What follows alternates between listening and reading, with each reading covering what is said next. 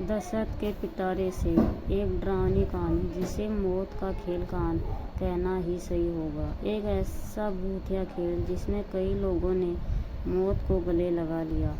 एक शहर के कोने में एक भूतिया घर था। उसकी दशरथ की खबर से सभी शहरवासी परिचित थे। उस घर के आसपास कई एकड़ जमीनों तक कोई घर नहीं बना था। दरअसल उस घर के आसपास कोई रहना ही नहीं चाहता था। एक बार एक टेलीविज़न सीरियल डायरेक्टर उसी भूतिया घर में एक लाइव रिकॉर्डिंग सीरियल शूट करने का मन बनाता है, जिसका नाम वह मौत का खेल रखता है। इस खेल में चुने हुए प्रतिभागियों को भूतिया घर के अंदर पूरी रात गुजारनी होगी और इस दौरान वह हर कमरे में कैमरे लगे होंगे जो इनके डर भरे पलों को रिकॉर्ड करेंगे और अंत में जो प्रतिभागी बिना डरे पूरी रात गुजार लेगा उसे 1 करोड़ की इनाम राशि दी जाएगी। सीरियल डायरेक्टर मौत का खेल की घोषणा सारे शहर में कर देते हैं, लेकिन उन्हें प्रशासन का एक नोटिस आता है कि आपको उस घर में शूटिंग करने की इजाज़त नहीं मिल सकती। वह घर खतरे के दायरे में आता है। सीरियल डायरेक्टर बहुत नामी हस्ती था, इसलिए वह निजी तौर पर प्रतिभागियों की जिंदगी की सुरक्षा की गारंटी ले लेता है और कुछ शर्तों को लागू करने के बाद प्रशासन से उस भूतिया घर में सीरियल रिकॉर्ड करने की मंजूरी मिल जाती है, जिसके लिए उसे 2 गुने पैसे खर्च करने पड़ते हैं। प्रशासन की परमिशन मिलते ही पूरे शहर में मौत का खेल के पोस्टर चिपक जाते हैं। मौत का खेल शहर में होने वाला था, लेकिन लोगों में उत्साह से ज़्यादा दहशत भरी हुई थी। पूरे शहर में को यकीन था कि इस प्रोग्राम में हिस्सा लेने वाले लोग जिंदा नहीं बचेंगे, लेकिन ये दुनिया तरह तरह के इंसानों से भरी है। उस प्रोग्राम में इनाम की लालच में कुछ लोग हिस्सा लेने पहुंचे। सभी प्रतिभागियों को उनके नंबर दिए जाते हैं और साथ ही उनके हाथ में एक इलेक्ट्रिक ब्रेसलेट बांधा जाता है। यदि उन्हें डर लगे तो वह उसमें लगी बटनों को दबाकर इस प्रोग्राम से बाहर आ सकते हैं। प्रतिभागियों में 12 लड़के और 3 लड़कियां होती हैं। दिन के समय ही बिल्डिंग के कमरों में कैमरे लगा दिए गए थे, क्योंकि रात को भूतिया आत्माएं उस बिल्डिंग के कमरों में दहशत का तांडव मचाती हैं और रात के समय अंदर जाने की हिम्मत बहुत कम लोग ही जुटा पाए थे। एक एक करके सभी प्रतिभागी अंदर चले जाते हैं। सभी अपने नंबर के हिसाब से अपने कमरे को चुनते हैं और अंदर जाते ही सभी को अंदर से ताला लगाकर चाबी बाहर फेंकनी होती है। दरवाजे का ताला इलेक्ट्रॉनिक बनाया गया था।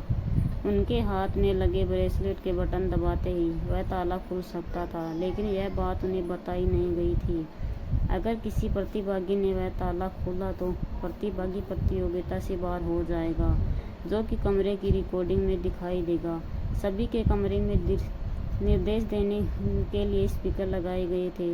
उसी से सभी को संकेत दिया जाता है कि सभी जल्द से जल्द अपने कमरे का ताला बंद करके चाबी दरवाजे के नीचे से बाहर फेंके और इसके बाद कमरे की लाइट बंद की जाएगी। निर्देशों के अनुसार सभी अपने कमरे को अंदर से बंद कर देते हैं और चाबियां बाद दरवाजे के नीचे फेंक देते हैं। कैमरे लाइट मोड रिकॉर्डिंग के अनुरूप लगाए जाते हैं, इसलिए भले ही प्रतिभागियों के कमरे में अंधेरा हो, लेकिन दर्शकों को टेलीविज़न स्क्रीन में सब कुछ नज़र आ रहा होता है। धीरे धीरे डर की दस्तक हो जाती है। प्रतिभागियों में से एक लड़की अचानक अपने कमरे में चीखने लगती है। उसे ऐसा लगता है कि कोई उसका गला दबा रहा है और वह झटपटाने लगती है। कुछ ही देर में वह डर से बेहोश हो जाती है। उसके बेहोश होते ही लाइव सीरियल देख रहे दर्शक घबरा जाते हैं। अचानक एक एक करके सभी प्रतिभागियों पर भूतिया हमले होने लगते हैं, लेकिन ताज्जुब की बात तो यह थी कि सभी प्रतिभागी अपने आप को स्वयं ही नुकसान पहुंचा रहे थे। कैमरे की रिकॉर्डिंग में साफ साफ नज़र आ रहा था, कोई अपने चेहरे पर खरोच रहा था तो कोई अपना गला दबा रहा था और कई तो अपना सर भी दीवार से मार कर घायल कर रहे थे। दर्शकों का डर बढ़ते देख बिल्डिंग के नज़दीक सरकारी अधिकारी पहुंच जाते हैं, क्योंकि प्रोग्राम को प्रशासन की शर्तों के अनुरूप रिकॉर्ड करने की परमिशन दी गई थी, जिनमें से एक शर्त यह भी थी कि यदि किसी प्रतिभागी को शूटिंग के दौरान मेडिकल की ज़रूरत पड़ेगी तो तुरंत डॉक्टर उपलब्ध कराया जाएगा। और जब सभी प्रतिभागियों को लाइव रिकॉर्डिंग में चोट लगने लगती है तो सभी प्रोग्राम को रोकने की आवाज़ उठाने लगते हैं। रातों रात प्रशासन पर दबाव बढ़ जाता है और दर्शकों में दहशत फैलने लगते हैं। देख प्रोग्राम का प्रशासन रोकने के आदेश आ जाते हैं। तुरंत प्रोग्राम का टेलीकास्ट रुक जाता है और जब जद्दोजहद होने लगती है, सभी प्रतिभागियों को बचाने की फायर ब्रिगेड की गाड़ी बिल्डिंग के बाहर पहुंचती है। लेकिन रात के समय उस भूतिया बिल्डिंग के अंदर जाने की हिम्मत फायर फाइटर्स की भी नहीं होती। सभी बाहर से खड़े होकर प्रतिभागियों की मौत का तमाशा देख रहे थे, क्योंकि सभी उस बिल्डिंग के खूनी इतिहास से अच्छी तरह से वाकिफ थे।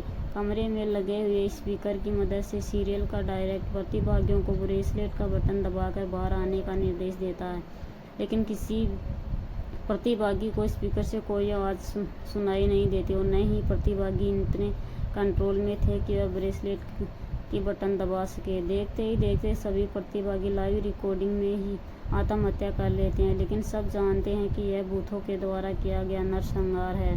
सुबह होते ही सबकी लाशें निकल जाती हैं और सीरियल डायरेक्टर को भारी मुआवजे के साथ कई साल की जेल की सज़ा सुनाई जाती है और उस बिल्डिंग को हमेशा के लिए नो विटी जोन घोषित कर दिया जाता है। और इसी के साथ ही यह कहानी समाप्त हो जाती है।